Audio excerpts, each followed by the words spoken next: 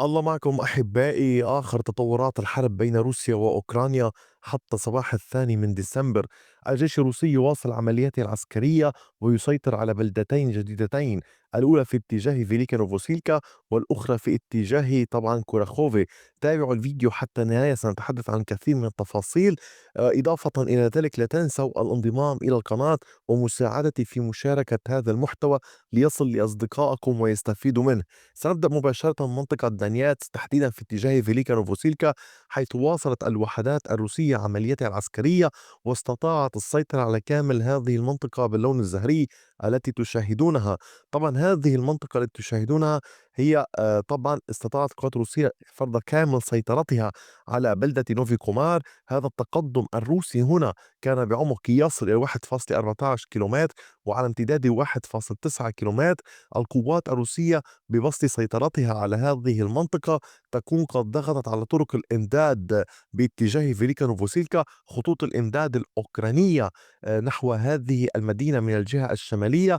وبالتالي بات بإمكان القوات الروسية كما شرحت لكم بالأمس الضغط من الجهة الشمالية على القوات الأوكرانية الموجودة هنا، إضافة إلى هذه الجهات، دون أن ننسى أن القوات الروسية لديها موطئ قدم في هذه الجهة تسيطر على عدد من المنازل والمباني والحظائر. إضافة إلى ذلك أحبائي كما تلاحظون اقتربت الوحدات الروسية بالأمس من الجهة الجنوبية الشرقية، وبالتالي أصبحت فيليكا نوفوسيلكا شبه مطوقة من هذه الاتجاهات. وطبعا كما أشرت لكم عدة مرات يوجد هنا نهر، وبالتالي القوات الأوكرانية أصبح لديها خطوط إمداد ضعيفة. فهل ستسقط هذه البلدة بيد القوات الروسية؟ هل ستسيطر القوات الروسية عليه؟ أم ستقاتل القوات الأوكرانية وتشن هجمات مضادة؟ أم ستحاول فتح طرق إمداد جديدة، أو يمكن القول السعي لإعادة خطوط إمدادها القديمة؟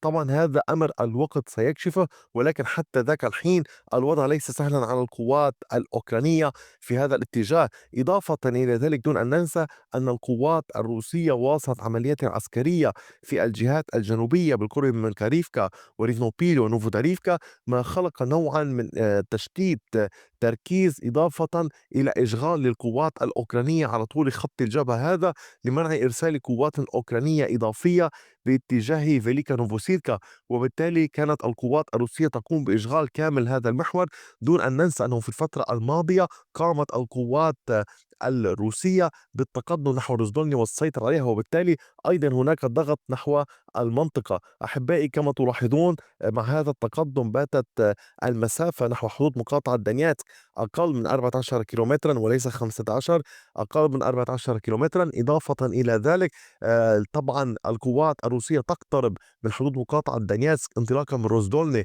نحو 13 كيلومترا للوصول إلى حدود المقاطعة، دون أن ننسى أن الوحدات الروسية تسعى خلال عملياتها العسكرية في هذا الاتجاه للسيطرة على أندرييفكا. وبالتالي هي إحدى أهم آخر البلدات الكبيرة التي تتواجد في قطاع أو في مقاطعة دانياتسك في هذا الاتجاه في جنوبي هذه المقاطعة.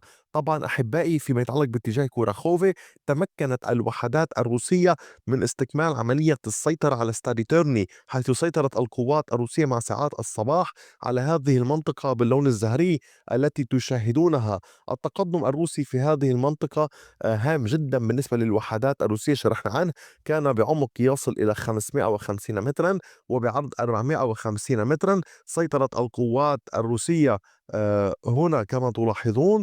إضافة إلى ذلك بالسيطرة على هذه البلدة بات بإمكان القوات الروسية الاستفادة بعدة اتجاهات.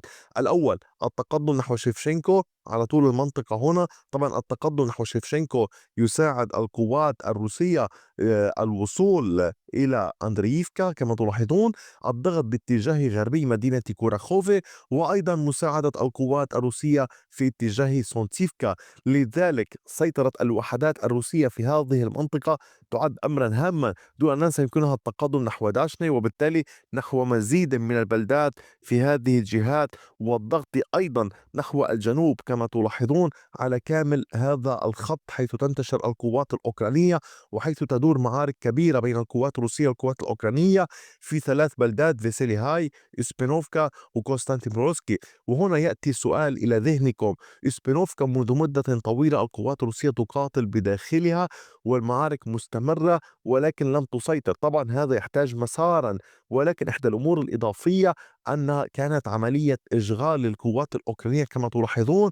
كانت المعركة هنا نظرا لأهميتها يمكن قول توقع الجميع أن تكون هي المعركة الرئيسية لأنها عقدة إمداد، ولكن كانت القوات الأوكرانية تخشى التطويق، لذلك اضطرت للانسحاب من هذه البلدات الموجودة هنا نحو الخلف، وبالتالي نجحت القوات الروسية بسحب القوات الأوكرانية سابقا من المنطقة هنا نحو خلف إسبينوفكا باتجاه كوراخوفي في هذه المنطقة. إضافة إلى ذلك أحبائي فيما يتعلق باتجاه بوكروفاسك، كانت الوحدات الروسية تحرز تقدما إضافيا بين زوفتي وبوشكيني. كما تلاحظون كما أشرت لكم عدة مرات منذ إنشاء هذه القناة، الروس يحاولون دوما التقدم بشكل متوازن.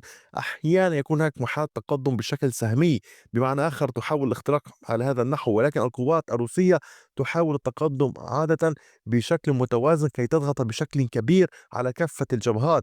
فكانت القوات الروسية قد استطاعت إحراز التقدم مع ساعات الصباح، سيطرت على هذه المنطقة باللون الزهري، تقدم بعمق يصل إلى 1.1 كيلومتر وامتداد 3.3 كيلومتر. استطاعت القوات الروسية السيطرة على هذه المنطقة. طبعا ماذا لدينا فيما يتعلق بخصوص القرى؟ القوات الروسية ما زالت تحاول التقدم نحو يوكرينكا، تحاول اقتحامها، تحاول أيضا اقتحام نوفو إلينيفكا. إضافة إلى ذلك تحاول القوات الروسية الدخول إلى نوفو بوستينكا عبر الضغط على المنطقة هنا، ولكن القوات الأوكرانية تحاول إبداء مقاومة ومنع القوات الروسية من التقدم. إضافة إلى كل ذلك تحاول القوات الروسية أيضا اقتحام شيفشينكو. طبعا كما تلاحظون شيفشينكو تقع في المنطقة هنا، طبعا هي تؤدي إلى بوكروفاسك إن استطاعت القوات الروسية السيطرة عليها. إضافة إلى ذلك تقسم المنطقة هنا، وطبعا تحاول القوات الروسية قدر الإمكان الاستفادة من هذه العمليات في هذا الاتجاه. أما فيما يتعلق باتجاه شازيفيار فتجري معارك كبيرة بين القوات الروسية والقوات الأوكرانية في كامل هذا الامتداد في شازيفيار من الجهة الشمالية حتى الجهة الجنوبية. طبعا معركة كبيرة تحاول القوات الروسية التقدم في منطقة الغابات هنا هذه، ولكن لا تفاصيل إضافية. إضافة إلى ذلك أحبائي فيما يتعلق بمقاطعة تشيرنيهيف وغيرها، كان هناك تدمير للجسور من قبل القوات الروسية. جرى تدمير جسرين، الأول في هذه المنطقة هنا كما ستلاحظون، جرى تدمير هذا الجسر الأول وهذا الجسر الثاني. الجسر الأول يدعى عند كاربوفيتشي. طبعا تحاول القوات الروسية القيام بأمر هام هنا، وهو منع محاولة تسلل أوكرانية. هنا يوجد نهر، وبالتالي كانت تحاول القوات الروسية تفجير هذه المعابر ومنع القوات الأوكرانية من استخدامها كي لا تضطر الوحدات الروسية لنشر عديد كامل من القوات هنا لحماية المنطقة كي لا تحصل محاولة تسلل. وأيضا قد تعمد القوات الروسية للسيطرة على هذه المواقع بعد تفجير هذه الجسور، وبالتالي تصبح أجزاء من تشيرنييف إضافية تحت سيطرتها. أحبائي فيما يتعلق بكورسك لا تغييرات في خريطة السيطرة، ولكن فيما يتعلق بمنطقة خاركيف في اتجاه تحديدا في منطقة كوبيانسك، القوات الروسية كانت تحاول الاستمرار بعملياتها العسكرية في هذا الاتجاه الجديد. طبعا تحاول التقدم نحو دفوريشنا من الجهة الجنوبية، وتحاول التقدم نحو زبادني. فهل ستنجح القوات الروسية بإرسال مزيد من القوات إلى المنطقة هنا والقيام بعمليات عسكرية ومحاولة السيطرة على كامل هذه القرى والبلدات؟ طبعا هذا الأمر سيكشفه الوقت. أيضا دون أن ننسى كان هناك زيارة المستشار الألماني إلى كييف. إضافة إلى كل ذلك أحبائي يتواصل الدعم العسكري لأوكرانيا بشكل كبير كما ذكرت لكم عدة مرات سابقا. أحبائي طبعًا هذا كان كل شيء حتى ساعات الصباح. أي جديد سأوافيكم به لاحقًا. أمر إضافي آخر، رجاءً لا تنسوا دعم القناة، هذه القناة مستمرة بدعمكم. التفاصيل موجودة بالوصف الخاص بالفيديو. طبعًا الدعم المادي، الدعم المعنوي دومًا مشكورين عليه. إضافةً إلى ذلك شاركوا الفيديو قدر الإمكان. وأيضًا هناك أمر هام، هناك مجموعة للقناة أيضًا هي نوع من الدعم للقناة، أتمنى الانضمام إليها. طبعًا شكرًا لكم دومًا على كامل محبتكم وثقتكم ودعمكم، وإلى اللقاء بفيديو آخر.